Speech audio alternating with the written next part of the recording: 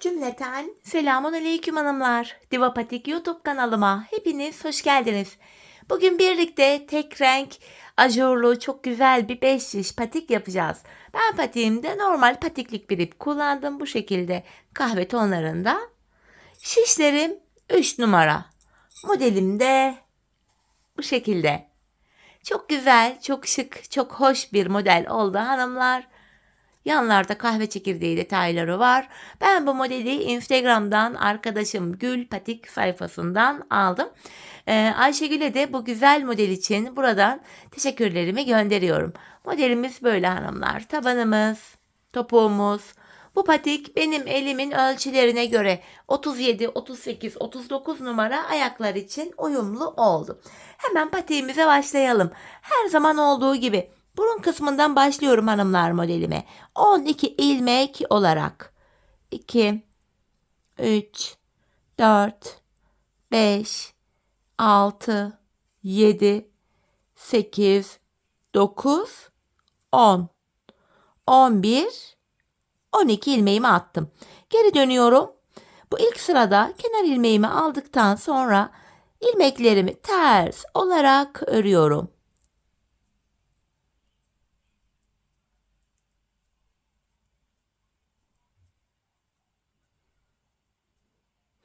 Sonuncuyu da ters ördüm. Şimdi geri dönüyorum hanımlar. Ön yüzdeyiz. Artık 5 şişe geçiş yapacağız ve düz örgü uygulaması yapacağız burun kısmında. Kenar ilmeğimi aldım. Şu ikinci ilmeğim 3, 4, 5, 6 ilmeğimi ördüm. Kalan 6 ilmeğimi de diğer şişim ile örüyorum.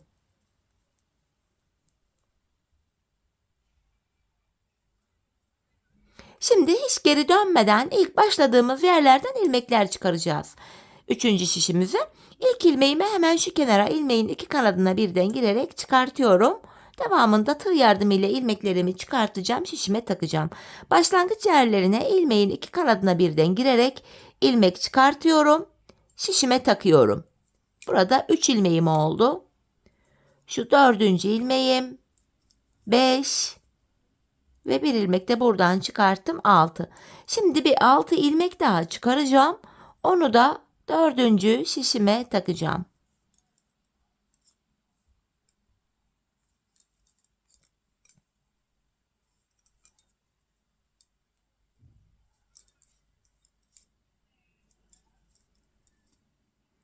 Buradan da bir ilmek çıkarttım kenardan 6. 4 şişte de 6'şar ilmeğimiz oldu.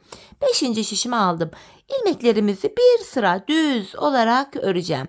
5 şiş patikte bir sıra dediğimiz olay şudur. 4 şişimizdeki ilmeklerimizi de örüp tamamlayınca bir sıra örmüş oluyoruz. Şimdi boşalan şişim ile ikinci şişimdeki ilmeklerimizi örüyorum. 5 şiş patik böyle aynı yöne dolana dolana örülüyor.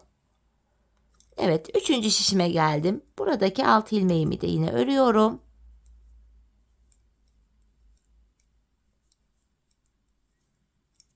Dördüncü şişime geldim. Buradaki ilmeklerimi de örüyorum. Böylece bir sıra örmüş olduk hanımlar. 4 şişimizi de tamamladık. Tekrar ilk şişe geldik. Şimdi artırma zamanı. Patik burnuna şöyle baktığımızda artırma işlemini bu sağ ve sol kenardan yapıyoruz. Orta kısımlardan artırma yapmıyoruz. Hemen artırmamı yapacağım. İlk şişimdeyim. Kenarımız hemen başta. İlk 2 ilmeğimi örüyorum. Ardından ikinci ilmeğimin altındaki şu ilmeğin kenarına girdim. Buradan aldığım ilmeğimi de düz örüyorum. Kalan 4 ilmeğim düz örülüyor. Birinci şişimde 7 ilmeğim oldu. İkinci şişime geldim. Kenarımız sol tarafta. Son 2 ilmeğim kalana kadar örüyorum. Sondan ikinci ilmeğimin altındaki şu ilmeğin kenarına girdim ve buradan aldığım ilmeğimi de düz ördüm. Kalan 2 ilmeğim düz örülüyor. Burada da 7 ilmeğim oldu. Üçüncü şişime geldim. Kenarımız hemen başta. İlk 2 ilmeğimi örüyorum. Ardından ikinci ilmeğimin altındaki hemen şu ilmeğin kenarına girerek bunu da düz ördüm. Kalan 4 ilmeğimi de örüyorum. İlk 3 şişimde 7'şer ilmeğim oldu. Dördüncü ve sonuncu şişime geldim. Kenarımız solda. Son 2 ilmeğim kalana kadar örüyorum.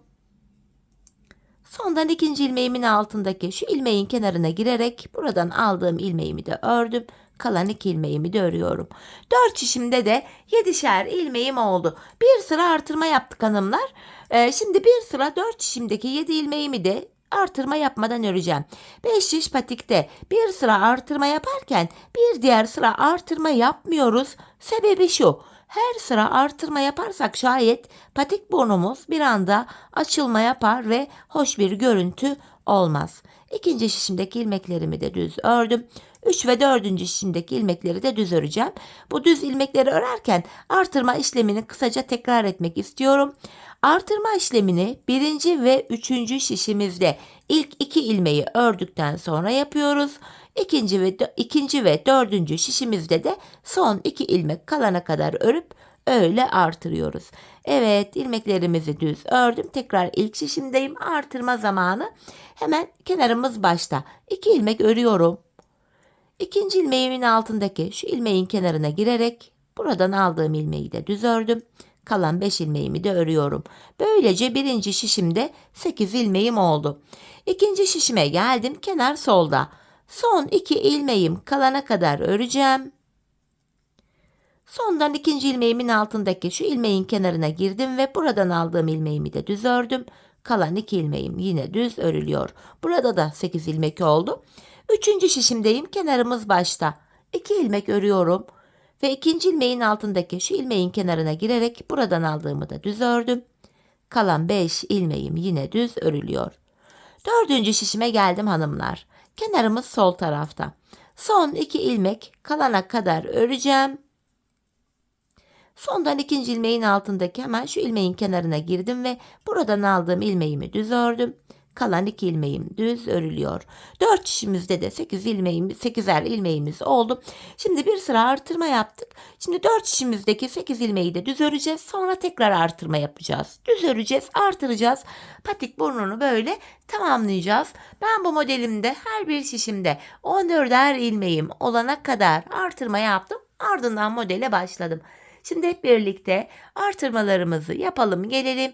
Ardından buluşalım, birlikte modelimizi kuralım. Evet hanımlar, ben her bir şişimde 14'er ilmeğim olana kadar artırmalarımı yaptım. Artırmadan sonra bir sıra düz örmedim. Hemen modelimize başlayacağız. Öncelikle ilk şişimdeyim. İlk ilmeğimi düz örüyorum. Bunu kenar ilmeği gibi düşünelim. Model bitene kadar bu bir ilmeği düz öreceğiz. Şimdi şu kenarımızda 3 ilmek tersimiz var. 3 ilmek ters örüyorum. 1, 2, 3. Kahve çekirdeğimiz 3 ilmekten oluşuyor. Önce 3 ilmek düz öreceğim. Kahve çekirdeğimizin alt femini için. Ve hemen yanına tekrar 3 ilmek ters örüyorum. Bu şekilde. Şimdi şu ajurlu modelimize başlıyoruz hanımlar. Şimdi modelimizde 1. sıradayız ajurlu modelimizde. İpimi şişime doluyorum. Bir ilmek düz ördüm. Tekrar ipimi şişime doladım. Öndeki 3 ilmeğin 3'ünü bir keserek örüyorum. Bu şekilde. İkinci şişime geldim. Yanına 5 ilmek düz öreceğim. 1, 2, 3, 4, 5. Hemen yanına tekrar 3 ilmek ters örüyorum. Kahve çekirdeğim için yine 3 ilmek düz örüyorum.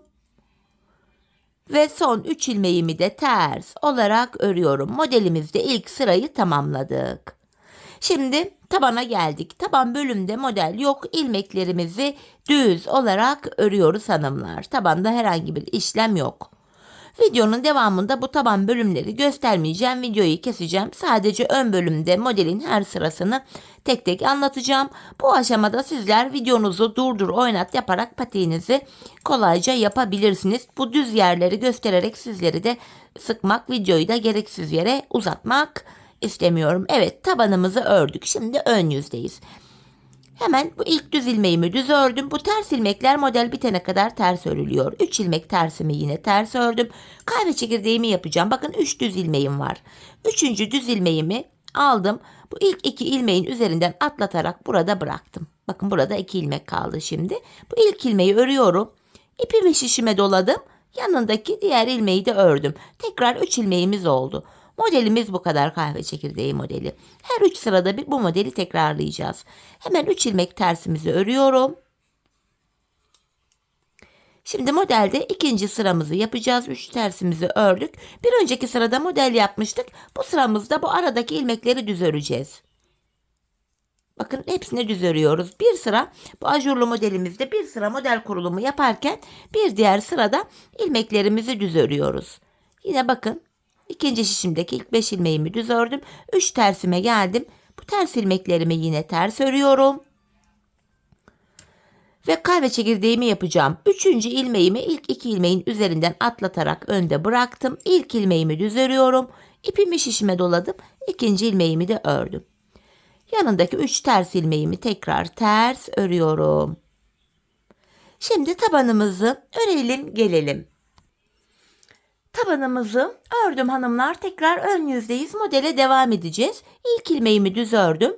3 ters ilmeğimi ters örüyorum. Bir önceki sırada kahve çekirdeği modeli yapmıştık. 3 sıra boyunca bu 3 ilmeği düz öreceğiz. Her 3 sırada bir kahve çekirdeği modelimizi yapacağız. Bakın modelden sonraki ilk sıramız 3 ilmeğimi düz ördüm. Hemen yanına 3 ilmek ters örüyorum.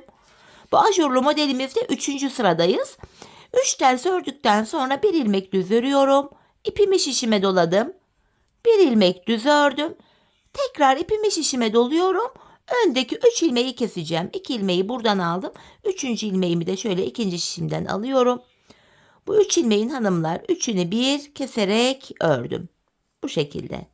Dileyen bu 2 şişteki ilmekleri tek şişe toplayabilir. Artık nasıl rahat ediyorsanız. Şimdi ikinci şişime geçtim. Burada 4 ilmeğim kaldı. Kalan 4 ilmeğimi düz örüyorum. Ajurlu modelimizin 3. sırası bu şekildeydi. Hemen 3 tersimi örüyorum. Burada da yine kahve çekirdeğimin 3 ilmeğini düz örüyorum. Kalan 3 ilmeğim ters olarak örülüyor. Şimdi tabanımızı örelim gelelim. Evet hanımlar, tabanımı ördüm. Ön yüzde modele devam ediyoruz. Yine ilk ilmeğimi düz ördüm. 3 ilmek tersimi örüyorum. Kahve çekirdeğinden sonraki ikinci sıramız. Bu 3 ilmeğimi yine düz örüyorum. Tekrar 3 tersimi ters ördüm. Bu ajurlu modelimizde 4. sıradayız. Bu sıramızda bir önceki sırada model yapmıştık. Bu sıramızda bu ilmekleri düz öreceğiz.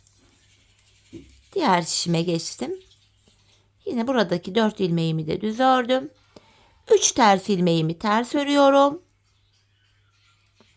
Kahve çekirdeğimin 3 ilmeğini düz örüyorum. Ve kalan 3 ilmeğim ters. Bu şekilde. Tabanımızı örelim gelelim. Evet, yeniden ön yüzdeyiz. Hanımlar, modele devam ediyoruz. İlk ilmeğimi düz ördüm. 3 tersimi yine ters örüyorum. Kahve çekirdeğinden sonraki bu 3. sıramız. Bu 3 ilmeğimi düz örüyorum. Bir sonraki sırada yine kahve çekirdeği yapacağız. Tekrar bu 3 tersimi ters ördüm. Ajurlu modelimizde 5. sıradayız.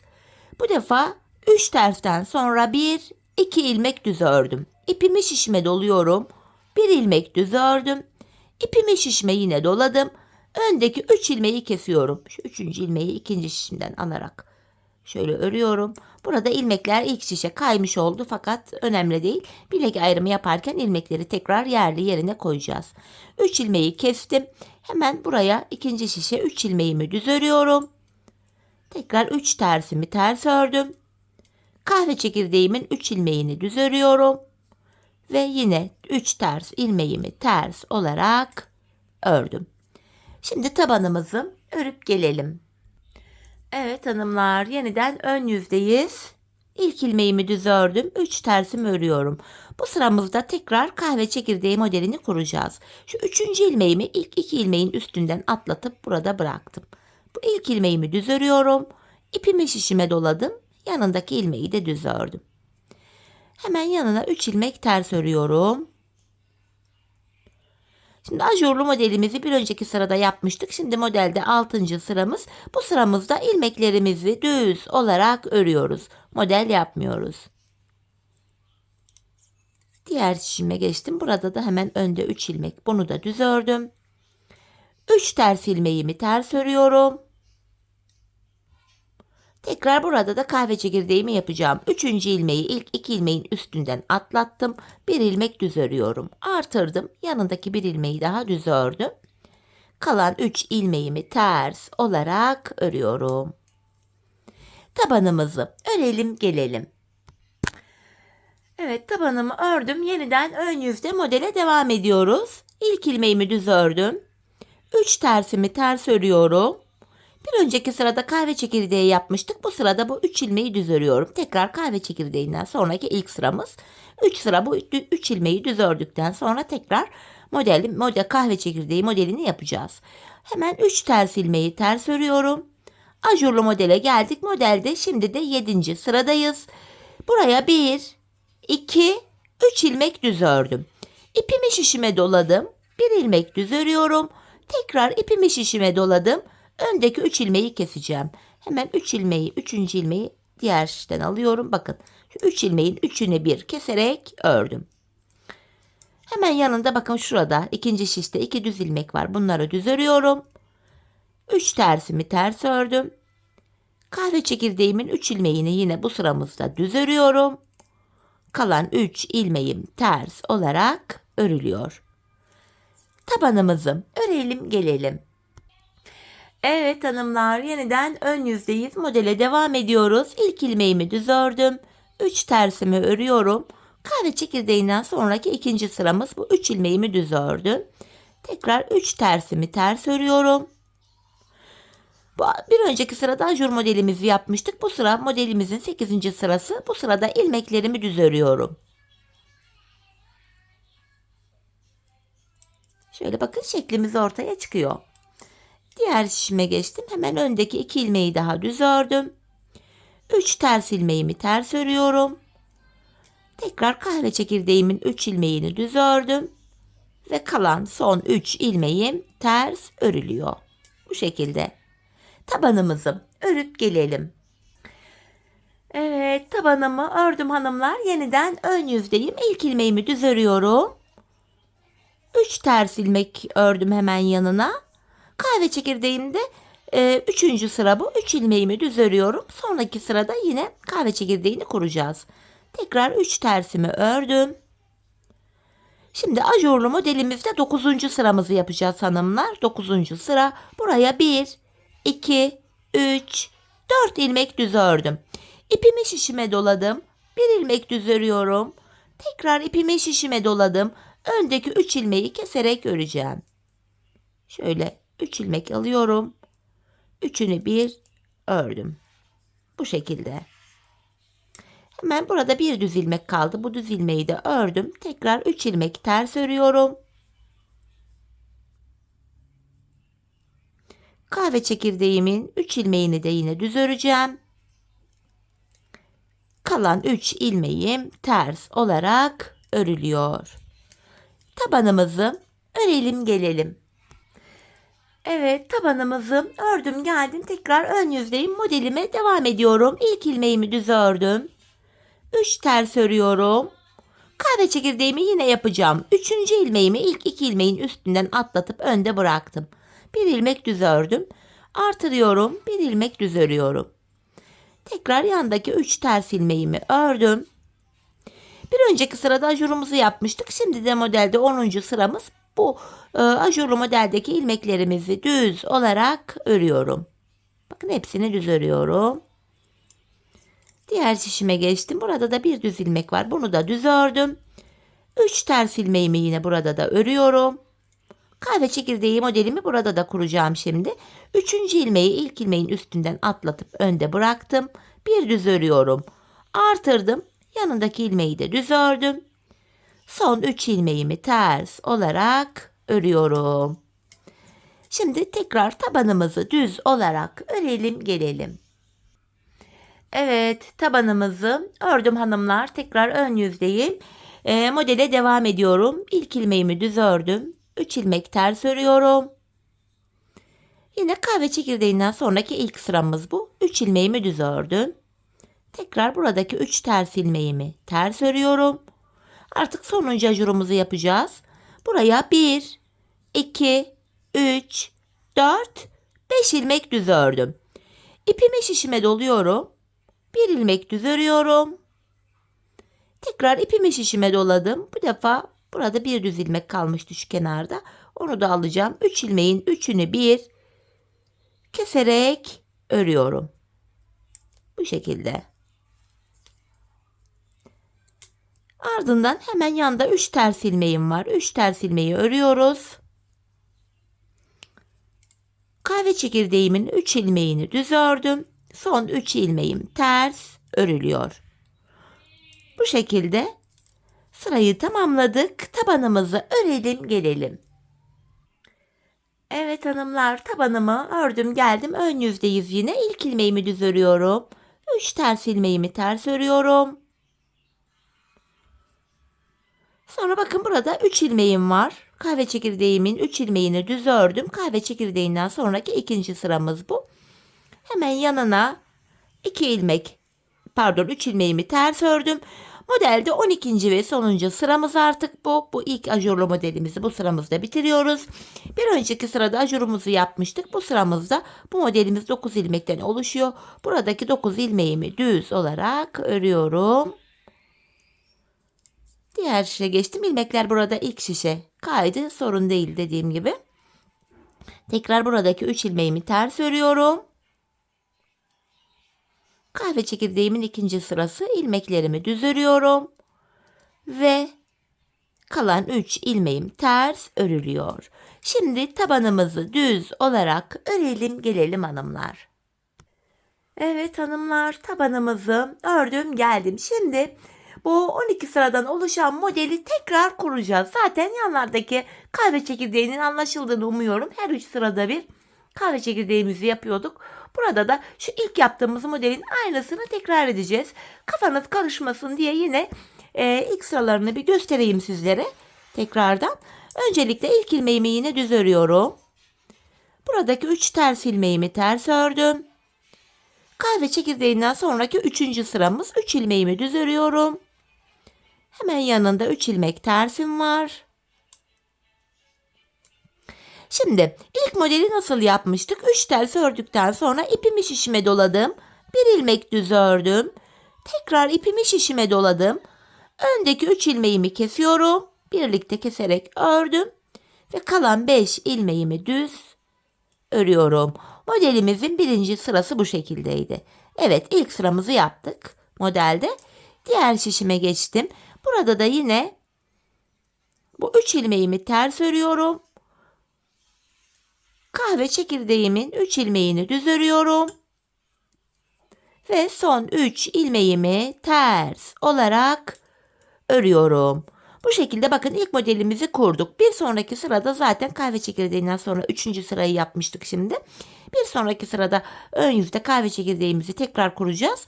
Şimdi ilmek model kurulumu yaptığımız için şu ara modelim, ortadaki ana modelimizin de ilmeklerini düz öreceğiz. Sonraki sıra yine modelin 3. sırasıyla devam edecek. Bu şekilde model kurulacak. Eğer ki modelde kafanız karışacak olursa hanımlar, zaten bakın 2 tane model kurduk. İkinci modelde kafanız karışacak olursa videoyu geri alarak ilk yaptığımız bölümün sıralamalarını takip ederek aynı şekilde ikinci bölümü de yapabilirsiniz zaten, ikinci modeli. İkinci modelin ilk sırasını zaten birlikte kurduk. Dediğim gibi videoyu geri almanız yeterli ikinci modeli de yapabilmeniz için. Şimdi 12 sıradan oluşan ikinci modelimizi de hanımlar tamamlayalım, ardından buluşalım. Evet hanımlar, 12 sıradan oluşan ikinci modelimi de bu şekilde tamamladım geldim. Şimdi artık ortaya model kurulumu yapmayacağız. Yanlarda kahve çekirdeklerine devam edeceğiz 4 sıra boyunca. Şimdi 12 sıradan oluşan modelimi yapmıştım. Bir sıra birlikte örelim. İlk ilmeğimi düz ördüm. Kahve çekirdeğine devam edeceğim. Aradaki ters ilmekler yine ters örülüyor. 3 ters ilmeğimi ördüm. Kahve çekirdeğinden sonraki 3. sıram, ilmeklerimi düz örüyorum. Yine buradaki 3 tersimi ters ördüm. Şimdi bu modelden sonraki ilk sıramız, buradaki ilmeklerimi düz olarak örüyorum. Bu şekilde modelden sonra ilk sıra örüşümüz bu. İkinci şişime geldim. Yine buradaki bu 3 ilmeğimi ters öreceğim. Bu şekilde kahve çekirdeğimin 3 ilmeğini tekrar düz örüyorum.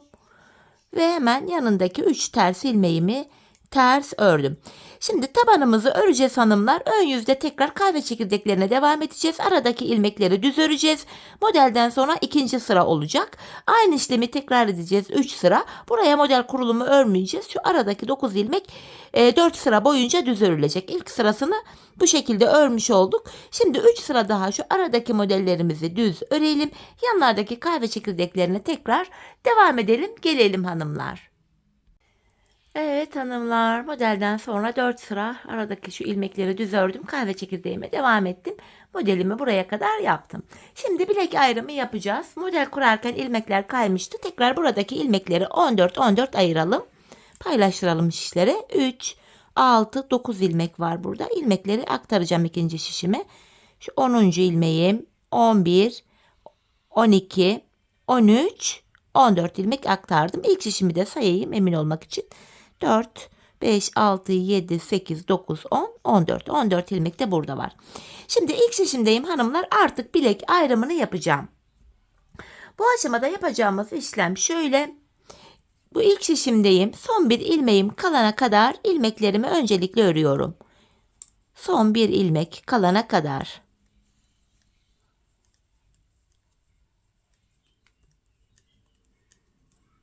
Evet bakın burada son bir ilmek kaldı. Bu ilmek ile ikinci şişimdeki ilk ilmeğimi alıyorum. Bu iki ilmeği şöyle birbiriyle yer değiştirdim. Yer değiştirdiğim ilk ilmeğimi ilk şişimle örüyorum.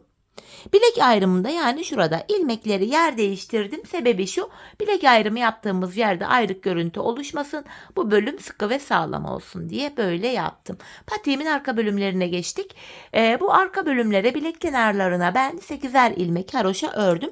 Ben örgümüzün hem arka yüzünde düz örgü örerek haroşalarımı elde ediyorum. Şimdi ikinci şişimdeyim.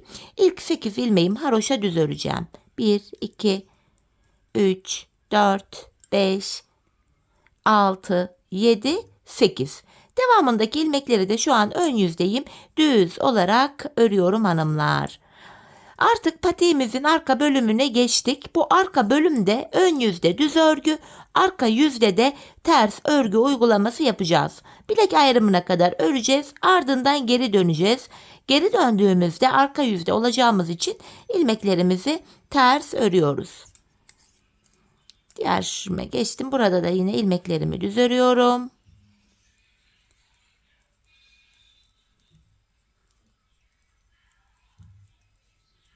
Bilek ayrımı yaptığım son şişime geldim. Burada da ilmekleri tekrar düz örmeye devam ediyorum. Son 8 ilmeğim haroşa. Bunları yine düz öreceğim. Arka yüzde de bu 8 ilmeği düz öreceğim. Böylece haroşa düşecek.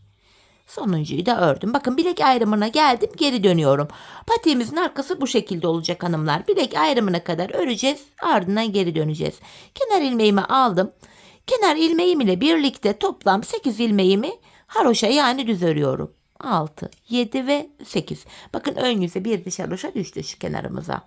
Diğer ilmeklerimi de şu anda arka yüzdeyim. Ters olarak öreceğim. Diğer şişime geçtim. Burada da ters örmeye devam edeceğim. Patiğimizin arka bölümünde hanımlar yapacağımız işlem hepi topu bu kadar.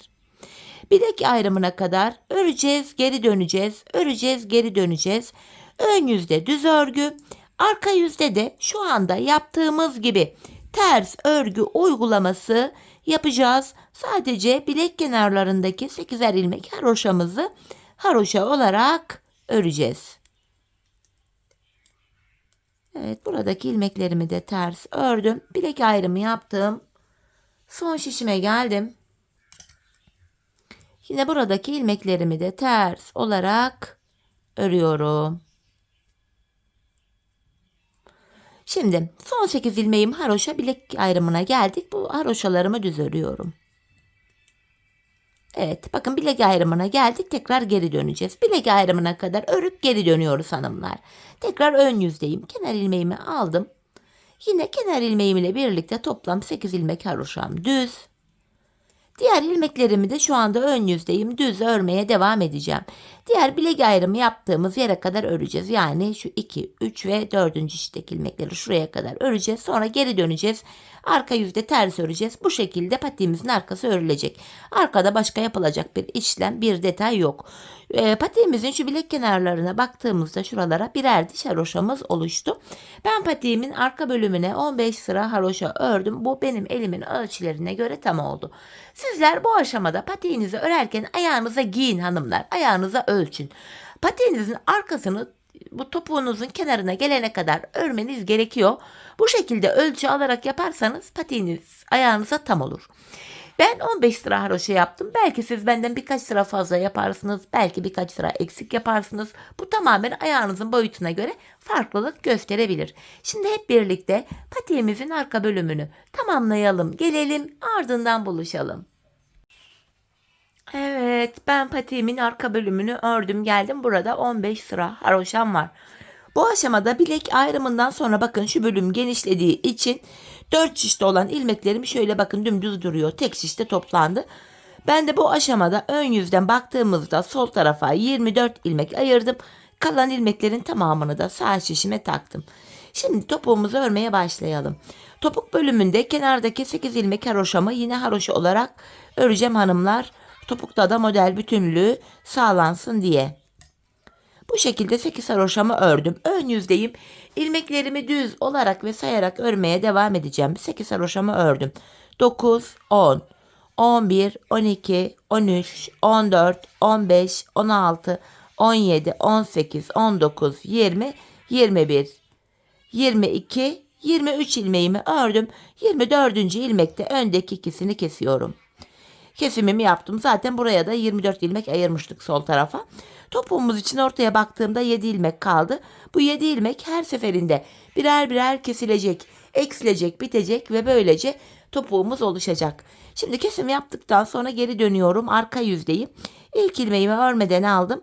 Diğer ilmeklerimi ters olarak örüyorum. Sadece kenardaki son 8 haroşa ilmeğimi düz öreceğim.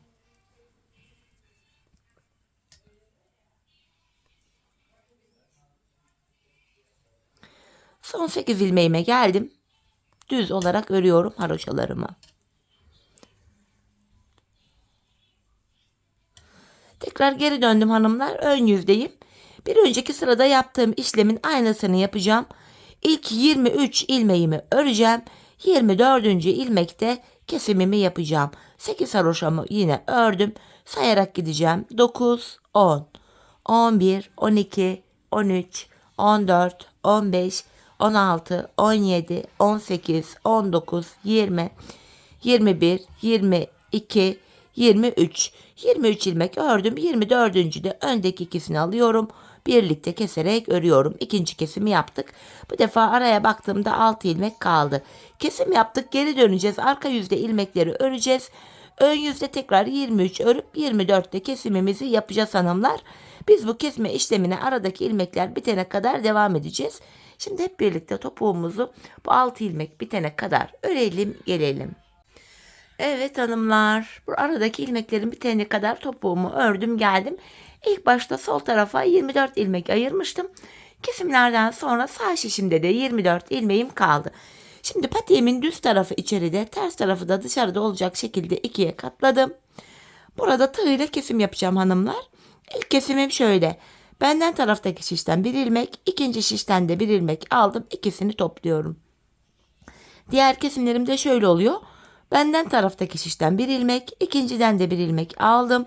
İkinci ilmeği ilkinin içinden geçirdim. Tığımdaki ilmekleri topluyorum. Benden taraftaki şişten bir ilmek, ikinciden de bir ilmek aldım. İkinci ilmeği ilkinin içinden geçirdim. Tığımdaki ilmekleri topluyorum. Karşılıklı olarak şişlerimizden birer tane ilmek alıyoruz ve ikinci şişten aldığımız ilmeği ilk şişten aldığımız ilmeğin içinden geçiriyoruz. Tığımızdaki ilmeklerimizi topluyoruz. Her iki patiğimizin topuğu da aynı yöne aynı şekilde kesiliyor hanımlar. Bu şekilde kesimimizi yapıyoruz. Kalan ilmeklerimizi de keselim gelelim. Evet hanımlar, ilmeklerimi kestim. Şişlerimde bakın son birer ilmeğim kaldı. Burada önce benden taraftaki, sonra ikinci şişteki ilmeğimi alıyorum. Tığımda 3 ilmek var. Üçünü bir topladım. 2 tane de zincir çekip artık ipimi kesiyorum. Patiğimizi tamamladık. Hemen ipimizin ucunu gizleyeceğim. Çok soru geliyor. Hani bir ip yetiyor mu yetmiyor mu diye. Ben buna bir tam ipten başlamıştım. Şimdi kalan ipimi de size göstereceğim. Bir ip yetiyor da artıyor bile. Hemen şöyle topuğumuza bakalım. Şöyle hanımlar, gizli kesim tek taraflı. Bu şekilde oldu topuğumuz. Patiğimizin duruşu bu. Hemen ipimizi de şöyle hanımlar. Hatta şöyle bir sarayım. Kalan ipim de bu şekilde. Bir tam ipti. Bir ip yetti. Arttı bile. Hemen patiğimi manken ayağıma da giydireyim. Birlikte ayaktaki duruşuna da bakalım. Çok güzel, çok hoş bir patik oldu hanımlar. Ben çok beğenerek, çok severek yaptım. Umarım sizler de benimle birlikte beğenerek, severek yaparsanız, yapacak olanlara da şimdiden kolay gelsin diyorum. İşte hanımlar, patiğimizin ayaktaki duruşu da bu şekilde. Çok şık, hoş bir model. Buyurun tabanımız. Bakın topuğumuz bu şekilde. Modelimiz bu. Evet hanımlar, yine birlikte güzel bir modelin daha sonuna geldik. Umarım sizlere faydalı, hoş bir video olmuştur. Yeni modellerde, yeni videolarda buluşmak dileğiyle. Şimdilik hoşça kalın, sağlıcakla kalın.